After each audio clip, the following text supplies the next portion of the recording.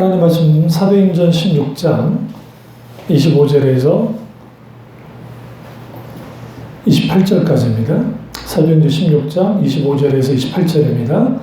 한밤중에 바울과 실라가 기도하고 하나님을 찬송하며 죄수들이 듣더라. 이에 갑자기 큰 지진이 나서 옥토가 움직이고 문이 곧 다 열리며 모든 사람이 메인 것이 다 벗어진지라.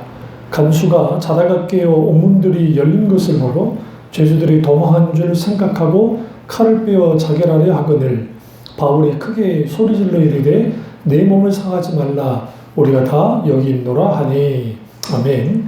말씀 제목은 모든 것이 경배가 되게 하라 말씀이고요. 부제로는 고난 속의 경배자라는 제목으로 말씀 나누도록 하겠습니다. 모든 것이 경배가 되게 하라는 주제가 있고 그 다음에 부제로는 고난 속의 경배자라는 제목으로 말씀 나누도록 하겠습니다. 오늘 사도 바울의 이 전도 여정 왜 중요하냐면 원래 사도 바울이 아시아로 복음을 전도하기 위해서 엄청난 준비를 했습니다. 그리고 이제 아시아로 복음 전도를 떠나려 할 때 성령께서 마케도니아 사람의 환상을 보여주심 통해서 이제 아시아로 가는 복음 전도길을 막습니다. 막히니까 어쩔 수 없이 그가 이제 다른 곳으로 가야 되는데 그때 성령께서 인도하신 길이 어디냐? 빌립보입니다. 빌립보 지역으로 성령께서 인도를 합니다. 그래서 바울과 실라가 이제 빌립보 지역에 딱 이제 거기에 다다랐고 그리고 가장 먼저 있게 됐던 게 뭐냐면 어떤 소녀 하나가 귀신이 들렸는데 사도 바울이 가는 길마다 계속 따라다니면서 하나님의 종이요 하면서 계속 이제 귀찮게 굴었어요. 그냥 귀신 들린 아이가 아니고 크게 점을 쳐서 어마어마하게 점을 쳐서 많은 사람에게 그 유익을 주는 그러니까 돈벌이를 해주는 그런 그 신통한 여자애였는데 귀신이 들려서 거기에 계속 이제 전도할 때마다 귀찮게 하고 전도를 막는 거죠. 하다못해 사도 바울이 어쩔 수 없이 그 여자 속, 그 소녀 속에 들어있는 귀신을 쫓아냅니다. 쫓아내자 정신이 돌아왔어요. 문제는 뭐가 문제가 됐냐면 그 여자아이로 인해서 점을 쳐서 돈을 벌었던 사람들이 화가 난 거예요.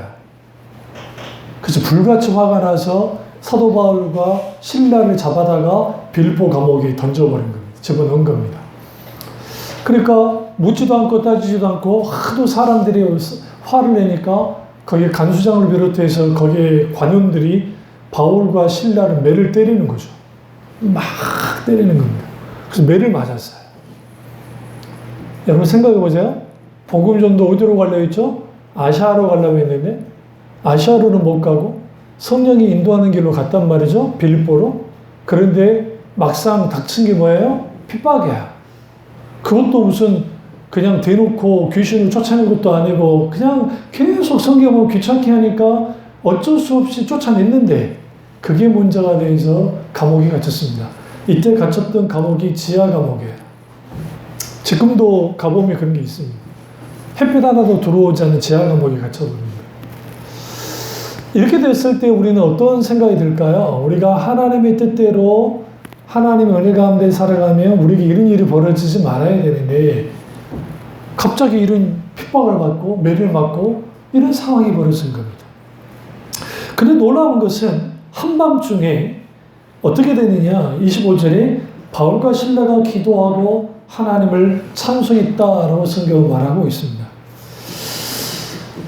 한밤중에 왜 그들은 기도하고 그 다음에 찬송해야 됐을까? 단순히 믿음이 좋아서? 그냥 불같은 열정의 소유자니까? 아니면 이렇게라도 해서 뭔가 기적을 일으키고 싶어서? 그게 아닙니다. 모든 상황 속에서도 바울과 실라는 경배자가 된 겁니다. 성경은 놀랍게도 우리에게 경배자가 되라고 합니다. 구약에 보시면 구약에 아브라함이 갈대아 우르를 떠나서 이제 그가 가나안 땅에 들어왔을 때 가장 먼저 한 게 뭡니까? 성경은 놀랍게도 단을 쌓아 하나님께 제사를 드렸다라고 말합니다. 어떤 상황 속에서도 하나님께 경배자가 돼야 돼요. 심지어는 기근이 들어서 이집트로 내려갔습니다. 그리고 사라를 빼앗길 상황이 벌어졌죠. 정말 그러다가 하나님의 놀라운 은혜 가운데 다시 돌아옵니다. 그리고 가장 먼저 한 일이 뭐냐? 그가 단을 쌓고 하나님께 제사를 드렸다. 무슨 말이냐? 엄청난 실패, 말도 안 되는 일을 겪었어요. 어떤 일을 겪었죠? 사라를 빼앗겼습니다. 그리고 그가 할 수 있는 게 하나도 없었습니다. 아브라함이. 그러면 무너질 대로 무너졌던 아브라함이 돌아와서 하나님께 제사 드리고 싶을까요? 그러진 않았을 것 같아요. 그가 살았던 갈대아 우르즈과 가나안 땅은 비교조차도 할 수 없는 곳이에요. 들어가자마자 그가 단을 쌓고 제사를 드렸다. 성경 더 놀라운 것은 그의 아들 이삭이 가는 곳마다 단을 쌓고 하나님께 제사를 드렸다. 응? 기근이 들었는데 야곱이 단을 쌓고 하나님께 제사를 드렸다. 이삭도 하나님께 제사를 드렸다.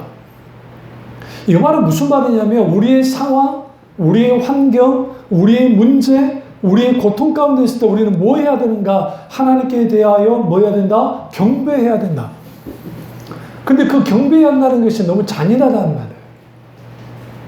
왜? 경배할 수 없는 상황인데. 시편을 보시면 시편은 기도이기도 하고 시이기도 하고 찬양이기도 합니다. 그리고 시편 그 자체로서의 워십, 경배예요. 문제는 뭐냐면 시편의 3분의 1이 탄원시로 되어 있어요. 제가 말씀드렸지만 탄원시로 되어 있다는 것은 그의 삶 속에서 그의 고통 속에서 하나님 앞에 경배하고 있습니다. 찬양하고 있습니다. 이게 너무 어려운 일이에요. 우리의 처지, 우리의 문제, 우리의 고통, 우리의 어떤 아픔, 그런 속에서 하나님께 마땅히 내가 경배할 수 있는가, 경배자로 설 수 있는가, 이게 우리에게 신앙의 도전을 주는 거예요. 이것을 하나님이 우리에게 요구하는 거예요. 심지어는 하나님의 사람들이 죽을 때에 그들이 마지막 경배를 드리고 죽습니다. 예수님이 십자가 아파서 죽으실 때 다 이루시잖아요. 그러면서 마지막 호흡을 다할 때 주님께 경배하고 죽습니다. 그리스도인의 존재 목적은 하나님을 경배하는 데 있어요. 오늘날 저희가 어렸을 때도 그렇고 젊었을 때도 그렇고 오늘날의 젊은이들이 으쌰으쌰하는 찬양들을 좋아합니다. 뜨겁습니다. 많은 유튜브 들어가 보면 열정적으로 찬양합니다. 근데 너무나 많은 경우에 그들이 멜로디가 좋아서 가사가 좋아서 분위기가 좋아서 그러니까 이 앞에 있는 조명을 꺼놓고 스트라이트를 치면서 조명을 해주며 그 베이스 그 다음에 드럼 수많은 악기를 동원해서 사람들을 방방 띄우고 거기에 분위기에서 그 분위기를 경험하고 그 분위기를 즐기고 분위기를 하는 거야. 그런데 정작 경배받으실 주님이 온데간데 없는. 선배 목사님이 잠실에서 어떤 찬양 집회를 한다길래 갔다가 사모님이랑 딱 5분 있다가 나왔어요. 그 이유가 뭐였냐면 저게 찬양인가 콘서트인가. 그들이 콘서트를 하고 있더라는 거예요. 타이틀을 콘서트라고 타이틀을 걸고 하면 상관없어요. 뭐 그럴 수 있잖아요. 콘서트니까. 근데 콘서트 하고 있어요. 왜? 소비시켜줘야 되니까. 오늘 매트 레드맨이 이 찬양 하트 오브 워십 이 찬양을 하게 된 배경 제가 여러분 이제 그거 동영상 보셨으면 그 이유를 다 알 것인가? 왜 그러는가? 하나님이 우리에게 원하는 게 뭔가? 노래인가? 아니라는 거예요. 물론 이건 있어요. 구약에 최초의 찬양들을 조직한 사람이 다윗입니다. 다윗. 왜 찬양들을 조직을 했냐면 하나님의 법궤가 다윗성으로 들어왔어요. 그러니까 실질적인 찬양대가 시작된 것은 다윗 때 시작된 거예요. 그 전에 아예 없다는 게 아니에요. 나팔을 불고 찬양하고 소고침에 찬양을 했지만 그를 이렇게 집단화시킨 것은 다윗이었어요. 그럼 왜 다윗이 그렇게 했는가? 이유는 한 가지였어요. 하나님의 법궤가 왔는데 감히 그 법궤를 자기 건물 안에 집어넣을 수가 없는 거예요. 그러니까 장막을 친 겁니다. 그리고 이 장막은 성막과 달라요. 회막과 전혀 달라요. 그냥 장막을 쳤어요. 근데 다윗이 보기에 너무 초라하잖아. 너무 초라하니까 안 되겠어. 그래서 하나님께 이제 선지자에게 내가 하나님을 위해 성전을 짓고 싶다 라고 하니까 선지자가 너무너무 좋아서, 갓선지자가 너무너무 좋아서 정말 잘 생각하셨습니다. 하나님 기뻐하실 겁니다. 그리고 이제 선지자가 하나님께, 갓선지자가 하나님께 물으니까 아니야, 안 돼. 다윗은 내 성전을 지을 수 없어. 그 아들을 통해서 할 거야. 하나님이 거부하셔버려요. 그 이유는 한 가지예요. 만약에 다윗이 자기 정말 좋은 의도로, 하나님을 높일 의도로 너무너무 가치 있는 거잖아요. 했으면 그것은 다윗이 세운 거예요. 모든 영광을 다윗이 받을 수 있어요. 다윗은 그렇지 않았지만. 모든 영광은 하나님만이 받아야 돼요. 그래서 하나님 거부해요. 너는 너무 많이 피를 흘렸어. 그런 표면적 이유예요. 표면적 이유라고요. 나는 너를 보호하고 싶어, 다윗아. 그 예루살렘 성전은 다윗 성전이 되면 안 돼. 예루살렘 성전이 돼야 돼. 평화는 뜻이거든요. 평화의 도시라는 뜻이거든요, 예루살렘이. 그 돼야 돼. 그럼 다윗이 할 수 있는 게 뭐예요? 곳간에 성전 지을 거 다 준비했잖아요? 좋았어요. 그러면 주님, 성가대 조직해야지. 성가대 조직해. 365일, 24시간 하나님께 찬양해. 돌아가면서. 로테이션. 그것이 다윗의 장막이에요. 스카프레너의 다윗 장막이 거기서 나온 거예요. 거기서 따서. 24시간 365일 하나님께 찬양합니다. 성경 놀랍게도 거기 하나님 임재가 있었다 했어요. 이걸 토미 테니 목사님이 파란 불꽃의 임자라는 표현을 썼어요. 무슨 말이냐면 강한 하나님의 임재가 있었다 하는 거예요. 왜 우리가 고난 중에 우리에게 하나님께서 우리에게 경배를 요구하실까? 그것이 우리가 살아가야 되는 이유이고 내가 마땅히 하나님께 해야 될 것들이기 때문에 그래요. 교회에 나와서 그냥 찬양만이 찬양이 아니라 그것도 찬양이지만 더 중요한 것은 하나님 그분 자신을 높여드리고 그래서 메트레드맨이 했던 것처럼 하나님이 원하는 것은 노래 그 이상의 것을 원하지 않습니까? 하나님이 원하는 것은 노래를 원하는 게 아니라 노래 이상의 그걸 원합니다. 그것은 뭐냐면 하트 오브 워시, 내 중심으로 드려지는 경배. 그 내 중심으로 드려지는 경배의 핵심은 내가 드려지는 거예요. 흔히들 이런 게 있어요. 사람들이 좋아하는 찬양을 선곡을 해서 그걸 가지고 찬양을 합니다. 그럼 사람들은 거기에 막 열광으로 갑니다. 그게 곡이 주는 힘이에요. 임영웅 씨 콘서트를 딱 가면 할머니들이, 아주머니들이 웁니다. 나훈아 씨 콘서트 가면 웁니다. 음악은 그렇게 힘이 있어요. 그래서 많은 개혁주의자들이, 좁은글리도 그렇고 많은 개혁주의자들이 찬양 자체는 좋고 중요한데 그리고 마땅히 우리는 하나님을 찬양해야 된다. 그러나 카톨릭이 하는 것처럼 어마어마한 성가대를 동원하고 어마어마한 파이프 오레간을 사용해서 장엄한 음악을 가지고 확 했을 때 성령이 역사하지 않으셔도 사람들은 거기에서 감동을 한다. 과연 그것이 하나님을 위한 것인가 사람을 위한 것인가? 사람을 위한 경배가 될 수 있습니다. 자칫 잘못하면 저와 여러분도 찬양할 때 내가 이 가사에 내 마음이 너무 똑같아. 내 소주와 비슷하게 눈물도 나고 그 다음에 또 내가 이 찬양 너무 좋아하는 이 찬양 부르니까 너무너무 좋아요. 모든 악기와 음악 없어도 주 앞에 나와 우리가 그 노래 이상의 노래 내 맘 깊은 곳에 뭐 그런 찬양 있잖아요. 주님께 드릴 마음의 예배 주님을 위한 주님을 향한 노래. 근데 그게 직역을 해나가, 이게 직역이 아니라 의역을 해서 많이 담지는 못했어요. 제가 한번 가사 한번 읽어볼게요. 찬양이 사라지고 모든 것을 내려놓고 그저 왔습니다. 당신을 높여드리기에 합당한 무언가를 드리고 싶은 간절한 마음으로 노래 그 자체를 요구하신 것은 아니기에 노래 이상의 것을 드립니다. 당신께서는 훨씬 더 깊이 살피십니다. 보이는 것을 지나서 당신께서는 저의 마음을 들여다보십니다. 제가 경배하는 마음으로 돌아옵니다. 이 모든 것이 당신에 대한 것입니다. 이 모든 것이 예수님 당신을 위한 것인데 주님 제가 만들려고 해서 죄송합니다. 이 모든 것이 당신에 대한 것입니다. 무한히 귀하신 왕, 당신께서 얼마나 합당한 분이신지 누구도 설명할 수 없습니다. 저는 약하고 가난하지만 제가 가진 모든 것은 당신의 것입니다.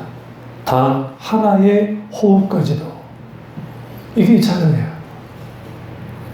하트 오브 워십. 단 하나의 호흡까지도 당신의 것입니다. 하나님께 찬양하지 못할, 하나님께 경배하지 못할 상황은 없어요.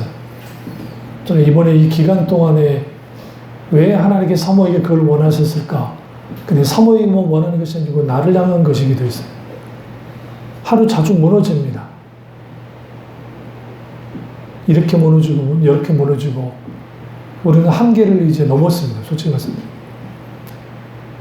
체력적인 한계, 의지적인 한계, 마음적인 한계. 근데 하나님이 되게 어떤 감동을 하시냐면 그런데 그거 아니? 의인은 7번 넘어져도 다시 일어나. 넘어지는 거야. 근데 다시 일어나. 걱정하지 마. 내가 일으켜주잖아. 일으켜줘요. 무너질 때, 무너지다가 일어나고, 넘어지고 일어나고. 그 과정 속에서 하나님이 뭘 원하실까? 예배예요. 경배예요. 나를 위해서 이 상황에도 내게 경배해 줄 수 없겠냐? 너가 실패하고, 네가 힘들고 지치고, 낭망하고, 어렵고, 그래도 불구하고 나와서 내게 경배해 줄 수 없겠니? 오늘 바울과 실라가 그렇게 하고 있어요. 기막히잖아요. 아니 하나님의 명령 따라서 갔으면 왜 매를 맞아요? 맞으면 안 되지.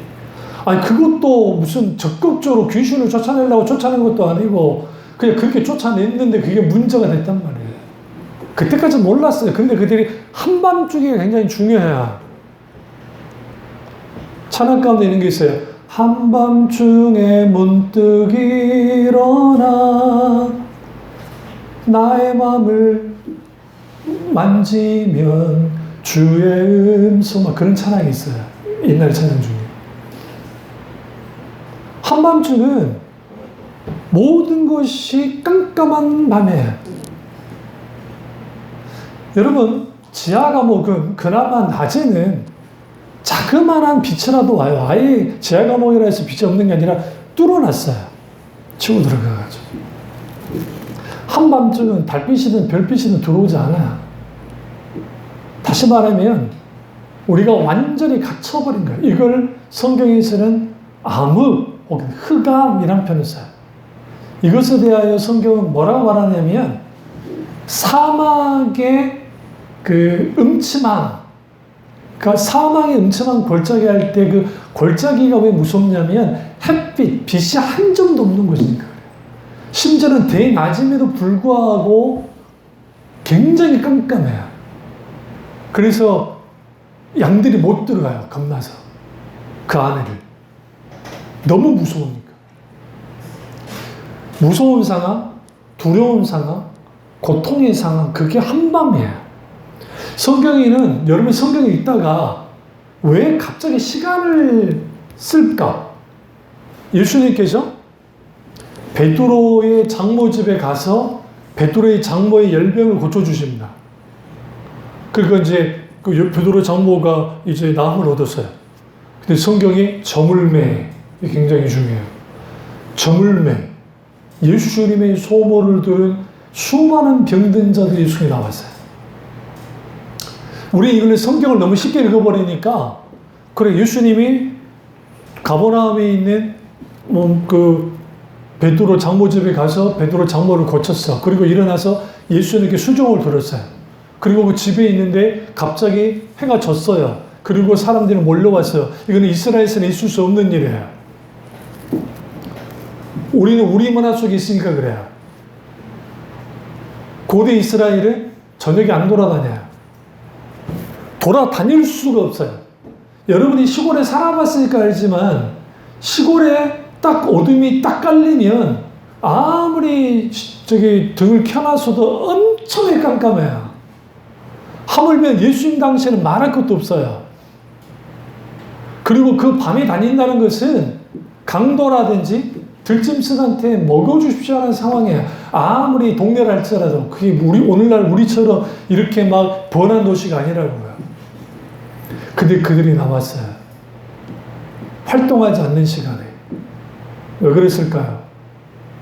그것은 바리새인들과 그리고 건강한 유대인들의 멸시하고 그렇게 했던 사람들이 그렇게라도 쉽게 나온 거예요. 그들의 영적 상태, 그 시대의 영적 상태를 말해요. 한밤중이다 라고 하는 것은 우리가 모든 것이 무너져버린 우리가 깜깜한 상태. 어떻게 이런 상태에서 찬양을 들 수 있겠어요? 어떻게 기도할 수 있겠어요? 기도가 안 나오는데. 바울과 신라가 믿음이 특별히 좋았으니까? 아닙니다. 사도 바울 우리가 다를 게 하나도 없었어요. 다만 이거죠. 하나님이 원하시는 게 무엇일까? 이 시간에. 사도 바울과 신라는 감옥에 갇혀서 그 생각을 했을 거예요. 내가 지금 전도라도 해보고 예수 믿으세요라고 말이라도 해보고 핍박을 받고 들어왔으면 괜찮아. 그냥 귀신 하나 쫓아냈는데 그것도 다른 지역에 가면 그리스도인들 가정을 전지기절을 삼아가지고 거기서 막 복음 전도를 하는 건데 가정집에서 그것도 할 수 없는 상황 속에서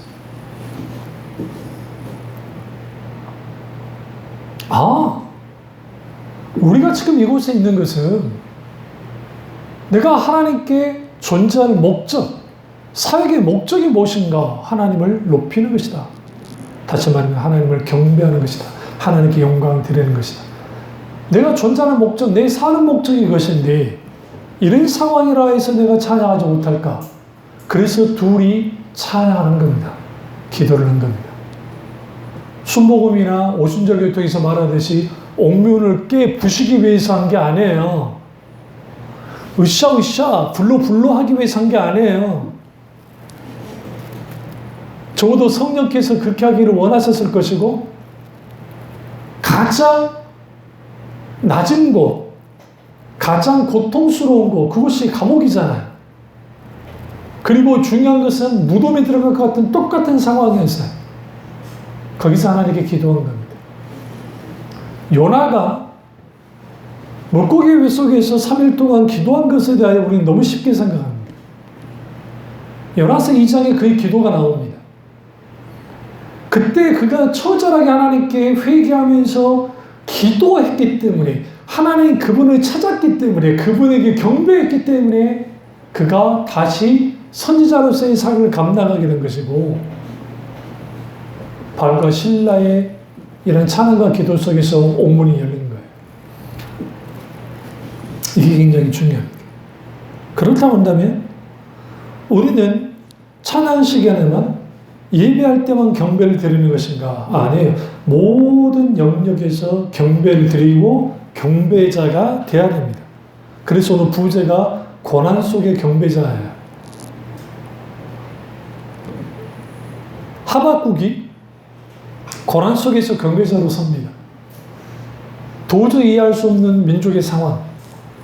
어떻게 할례받지 못한 갈대아 민족이 북방 민족이 쳐들어와서 하나님의 백성이 저처럼 유리를 할까? 성경은 놀랍게도 하박국 2장을 보세요. 시가요새 노래라. 하박국의 시가요새 노래라. 경배라. 기도라.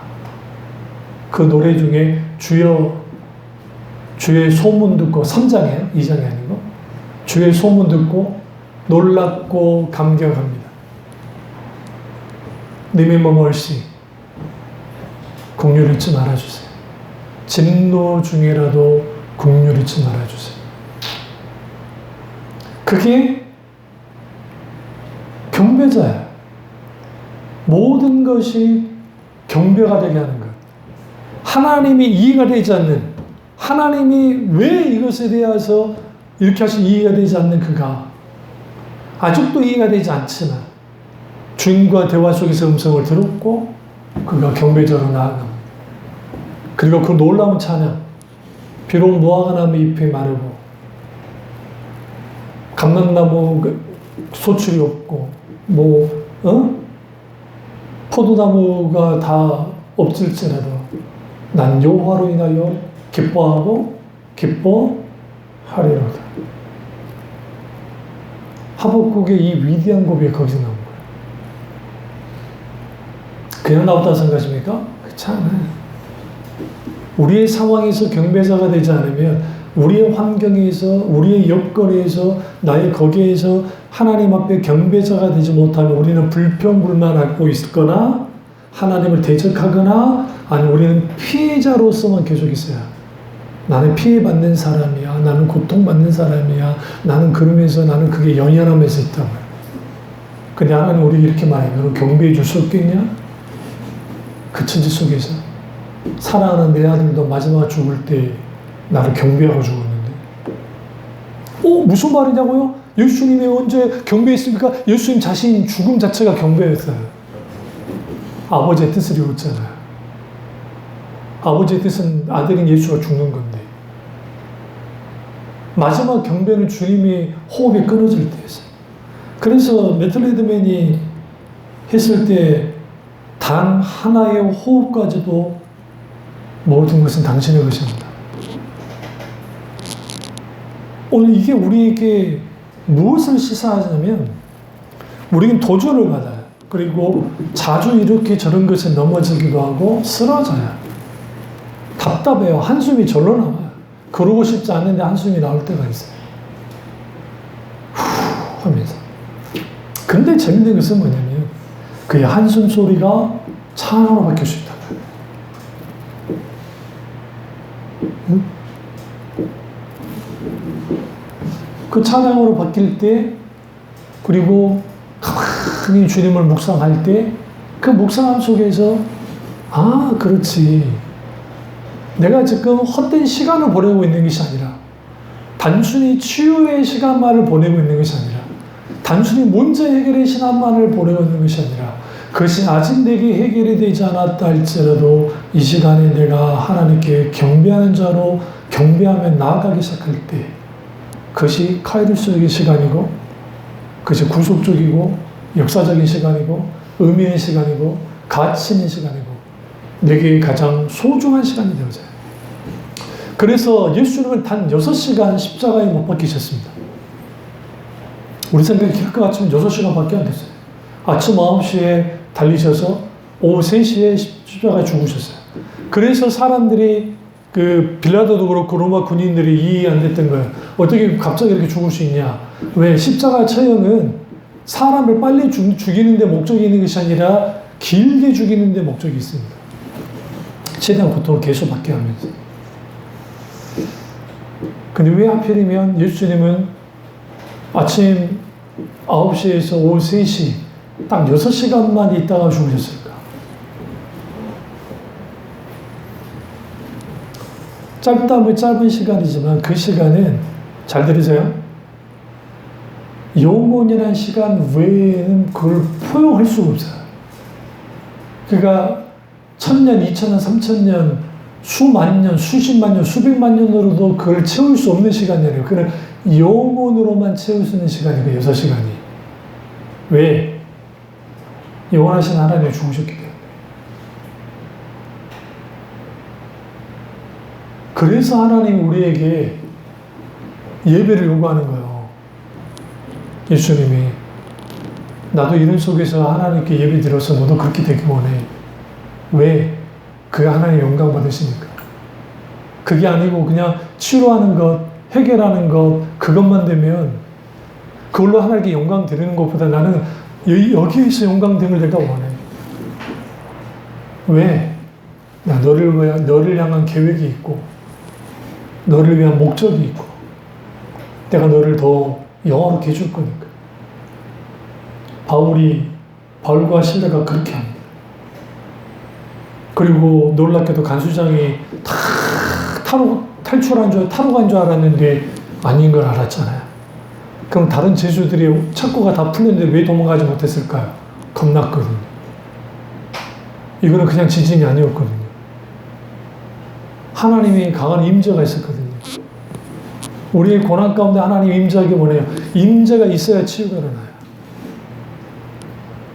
우리 교회 가운데서 임재 가운데 하나님의 치유가 많이 일어났었어요. 그러나 우리는 어떤 곳에 있다 할지라도 하나님 임재가 있을 때 놀라운 치유가 일어나요. 간수장이 집에 가서 거기에 메마진 데를 씻고 그 다음에 거기에서 교제 나누고 그리고 이제 돌아옵니다.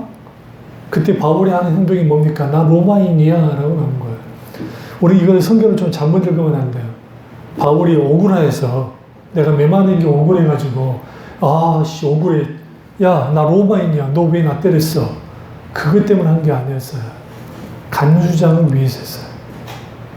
왜? 간수장이 누구의 허락도 없이 바울을 데려다가 자기 집에 데려갔잖아요.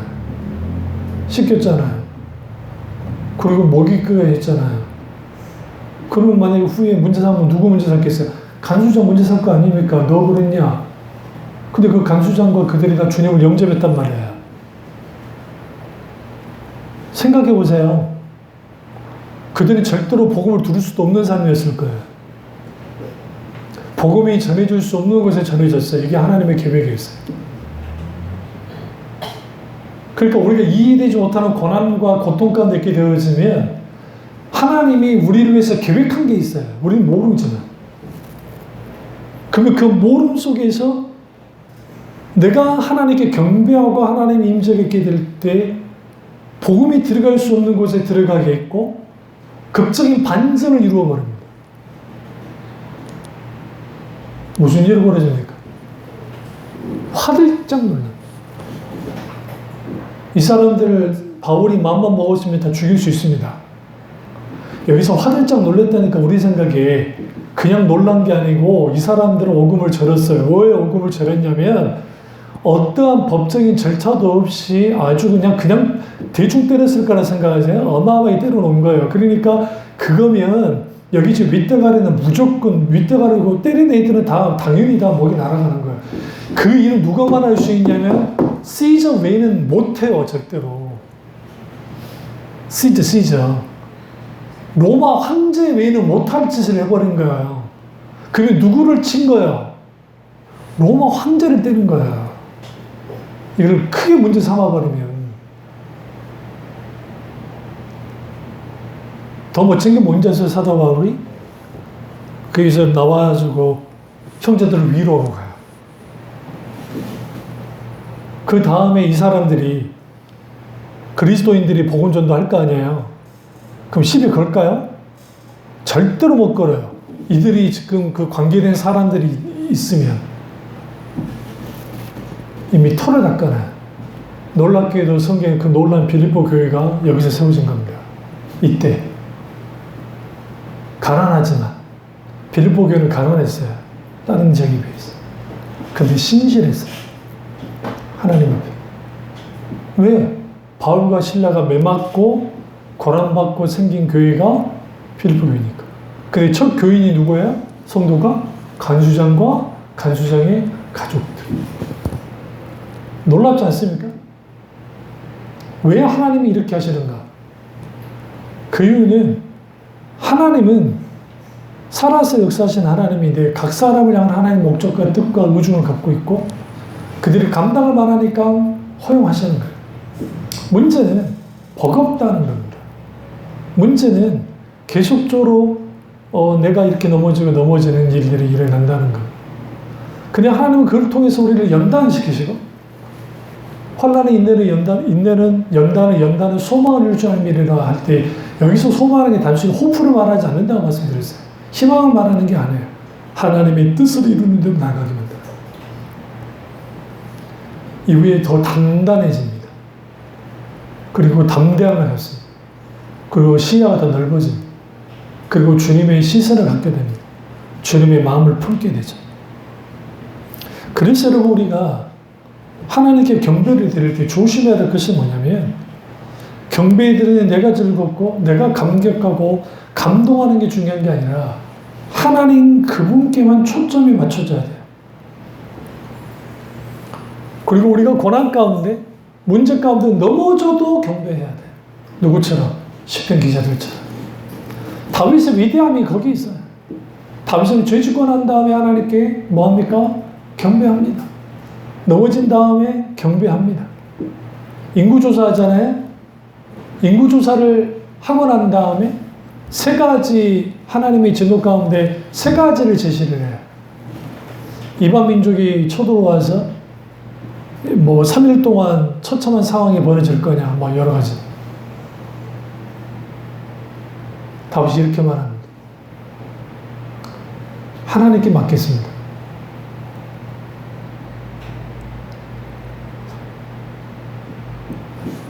그건 너무 쉽게 생각하시면 안 돼요. 다른 민족을 통해서 하나님 그렇게 하겠다 했거든요. 차라리 하나님께 맡겠습니다. 그리고 성경에 7만 명인가 3만 명이 죽어요. 3일 동안. 하나님의 제사. 전염병. 처벌했어요. 왕으로부터 시작해서 모든 이스라엘 민족이 울어요. 다윗이 어린이날처럼 울어요. 성경에 보시면 하나님 앞에 울어요. 막 울어요.